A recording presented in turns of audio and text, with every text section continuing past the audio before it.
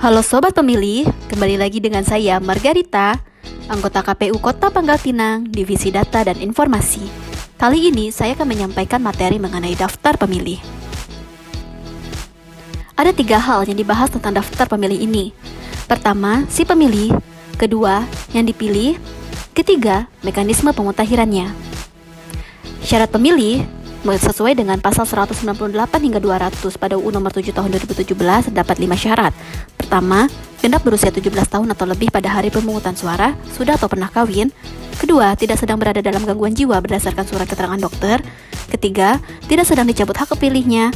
Keempat, berdomisili di daerah pemilihan yang dibuktikan dengan EKTP.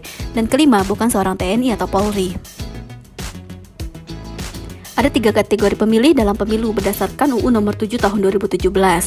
Pertama, pemilih DPT. Daftar pemilih yang disusun KPU berdasarkan data pemilu terakhir yang disandingkan dengan data kependudukan Kemendagri. Kedua, pemilih DPTB.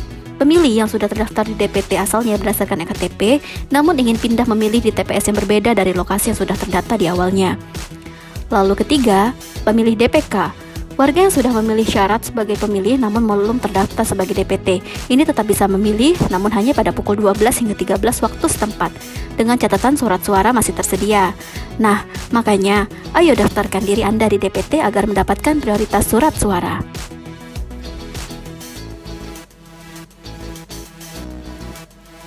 Lalu, yang dipilih, siapa saja yang dipilih dalam pemilu atau pilkada? Yaitu presiden beserta wakilnya, wali kota dan wakilnya, bupati wakilnya, gubernur dan wakilnya, dan anggota legislatif. Ketentuan ini terdaftar pada UU Nomor 7 Tahun 2017, buku ketiga, bab kedua. Ketiga, mekanisme penyusunannya. Pertama, penyerahan DP4 oleh Kemendagri ke KPU. Lalu, sinkronisasi DP4 dengan DPT pemilihan terakhir. Ketiga, coklit oleh PPS dan PPDP. Selanjutnya, pengumuman DPS dan tanggapan masyarakat. Lalu penyusunan dan penetapan DPT jika tidak ada lagi perbaikan berupa hasil akhir rekapitulasi DPT. Sekedar tambahan, sistem pendaftaran pemilih yang pernah diterapkan di Indonesia ada 3 jenis. Yang pertama, civil registry. Kedua, periodic list. Dan ketiga, continuous list. Civil registry adalah daftar pemilih yang disusun berdasarkan data kependudukan, diterapkan pada tahun 2005 hingga 2015.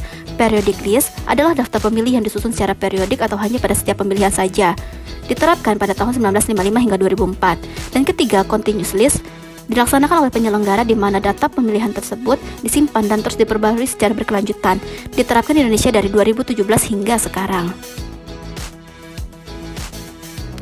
Jika DPP berjalan berdasarkan prinsip komprehensif, akurat, dan mutakhir, bisa saja KPU tidak perlu lagi melakukan coklit. Hanya, memang DPP ini banyak sekali kendala. Selama ada niat, di situ ada jalan. Daftar pemilih adalah elemen yang sangat penting dalam penyelenggaraan pemilihan. Ketika daftar pemilih baik, maka akan baik pula kualitas hasil pemilu dan penyelenggaraannya. Maka itu KPU gencar mensosialisasikan DPB ini ke masyarakat. Hal ini dilakukan untuk meminimalisir permasalahan yang datang di kemudian hari karena daftar pemilihan ini. Lantas, sudah masuk belum kalian ke DPT? Kalau belum, ayo daftarkan diri ke KPU setempat. Nah, dari tadi ngomong tentang DPB. Apa sih DPB? Untuk mengetahuinya, ayo kita klik sosialisasi DPB dalam cari judul KPU menjawab. Dan jangan lupa like dan subscribe channel kami agar kami semangat menyampaikan materi tentang kepemiluan lainnya.